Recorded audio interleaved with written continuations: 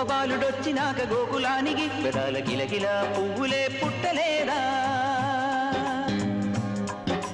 బాలకృష్ణుడొచ్చినప్పుడే వయ్యారి నందనాలు నాట్యమాడగా వారసుని చూసినప్పుడే వరాల వాంఛలన్నీ పల్లవించగా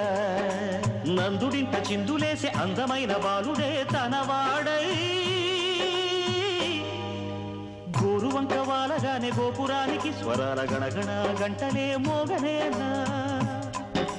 గోపబాలుడొచ్చినాక గోకులానికి పెదాల గిలగిల పువ్వులే పుట్టలేదా